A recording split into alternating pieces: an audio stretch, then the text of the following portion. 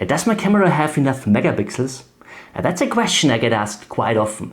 And you know, experienced photographers tend to say you don't need all the many megapixels, whilst they use 60 to 100 megapixels cameras by themselves.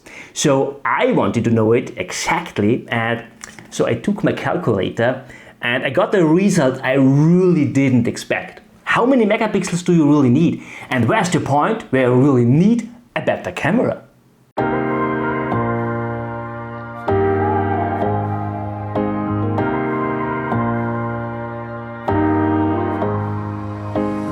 Hi my friends, very nice to see you. I know that a lot of you use Instagram and Facebook to share your photos, and a lot of you even print your photos, and everyone seems to know that we need less resolution for Instagram than for printing. But has anyone ever taken a calculator to have a look how it really is? I did it, I used my calculator, and the result is quite shocking, I have to say. First of all, let's have a look at Instagram. When you upload an image, Instagram downsizes it massively. For a 4:5 format image, it gets downsized to a resolution of 1080 to 1350 pixel. And now this is, I hope you see it, 1.5 megapixels. So how many megapixels does your camera have? 24, 30, 40, 60? Again, you need 1.5 megapixels for getting a sharp image on Instagram. In fact, there is no camera out on the market which has a too low resolution for Instagram. Shocking, isn't it? So you definitely don't need a better camera if you photograph just for Instagram. But what about Facebook? Facebook uses a much higher resolution than Instagram. And so what I've done is I've uploaded a bigger image and I downloaded it again to open it with Photoshop. And what I found out is Facebook downsizes the longer side to 2048 pixels, and the other side of this image I uploaded is 1350 pixels, which makes it, and I hope you still see it, this is a 2.8 megapixels image. If you would use a square crop, a square image on Facebook, you would need a camera which has a resolution of 4.2 megapixels. This is the maximum you need for Facebook. So for those of you who photograph just for Instagram or Facebook, I think your camera is fine, you can leave this video now. But for those who print, or for those who play with the thoughts to print the image of today, maybe in future or something like that, go on watching. Now it gets really interesting. Do you need a better camera? Let's find out.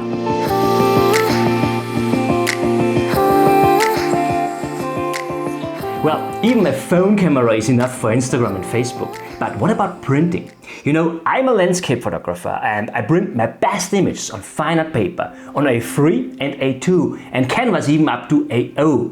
For those who are not familiar with the DIN system, AO, this is exactly 1 square meter with a ratio of around 2 to 3, so that's quite big. And A1 is the half of the area of AO, A2 is the half of that, and A3 is the half of that, and so on. So I print quite big for myself and also for my clients. And it is really important for me that I get out the best possible print quality. And with fine art paper, it is so fantastic. You can go really close and you see so many details. Now, this raises the question, which resolution do we need to get pin-sharp prints? So first of all, we need to get pin-sharp photos, obviously. I made a video already about that, so I will link it up there for you. But we also need a resolution that is high enough already given from our camera. And I tested this over the years and I found out that I can't tell any difference when I print higher than 200 dpi on fine art paper, even when I go really close. On canvas you can go even below that without significant losses. Now this is the point where the calculator comes into the game. I know the size of the paper and I know the resolution. And this allows me to calculate the minimum resolution I need on my digital photo without facing any losses. Now let me just quickly show you how I calculated this with an A3 print. A3, this means 42 to 29.7 centimeters, which is 16.5 to 11.7 inches.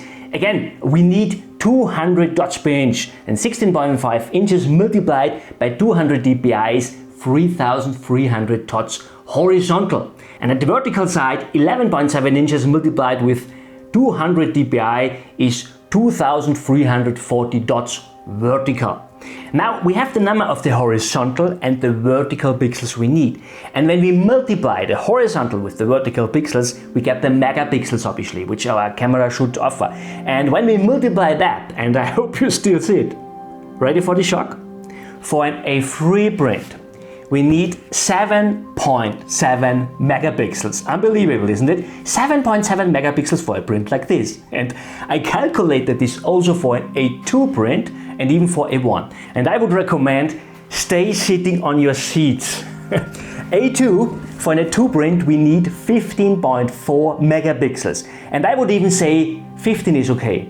This is an A2 print. Again, 15 megapixels is enough. And just when we go up to A1, we need a little bit more, we need a little bit higher because we have to double up this A2 print. And for A1, we would need 30.9 megapixels. We would need, because there's one important thing we didn't consider. The bigger we print, the higher gets the viewing distance. That's the distance between the eyes of the viewer and the print, obviously. And this means that we don't need 200 dpi's for an A1 print. That's simply not necessary. No one would go that close to an A1 print. Why should anyone do something like that? And this is why, in my experience, you are totally fine with 15 megapixels independent on how big you want to print. Even if you want to print like 5 to 4 meters or something like that. Yeah, the viewing distance would be that far in that case that 15 megapixels are totally enough, always.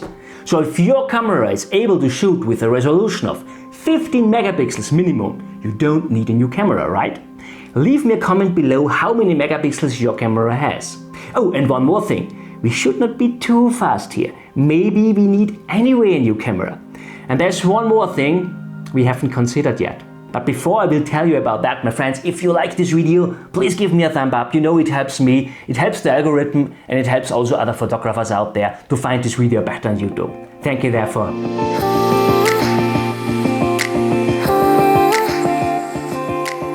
Well, we all need just 15 megapixels cameras, right? But there's one thing I also get asked quite often related to that. What if I have to crop in? And the thing is, I had a look at my best photos. I'm a landscape photographer and I just print my very best photos. For other photos, it would be waste of paper and ink, to be honest. And I hope you still see it. Yeah, that's definitely a video you need to share to watch. I went through my best images over the past years and I could not find one print where I had to crop in, not one. I really always build up my entire composition already out on location in camera. I just crop in slightly to achieve the ratio I want to go for, maybe sometimes little corrections, but I never had the situation that I had to crop in that much and I would have lost megapixels. Yeah, it's also easier to frame up the composition when I see it right framed in camera.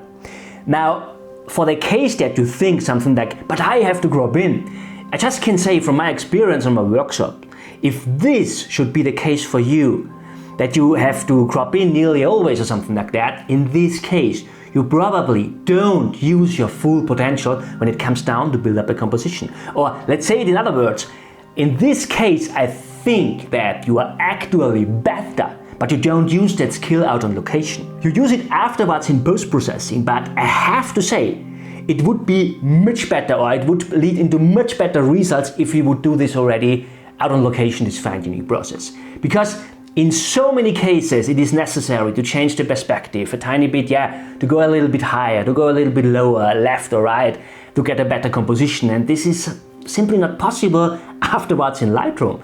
And this is the reason why 15 megapixels are enough, always. Maybe one exception.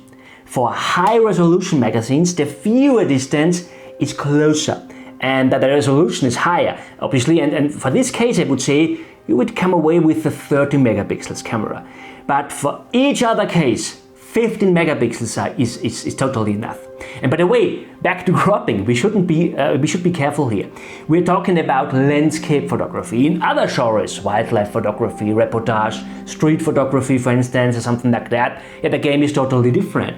Building up the composition can be quite time critical there, but in landscape photography, we usually have the possibility to slow down and to think deeply into a composition. And this is also the reason, by the way, why I think that landscape photography makes you a better photographer in each genre of photography, because you simply have time to think your composition to the end and you get used to that. So instead of thinking about buying a better camera, I would focus more on getting better in composition and light. Light is quite easy to manage, by the way. It is all about understanding the quality and the behavior of light. And if you shouldn't know how to use light to your advantage, watch this video here. I explain everything in detail. Friends, I hope you liked this video. If yes, please give me a thumb up and don't forget to tune in next week. There will come a fantastic video as well. Thank you so much for watching. See you next time. Bye.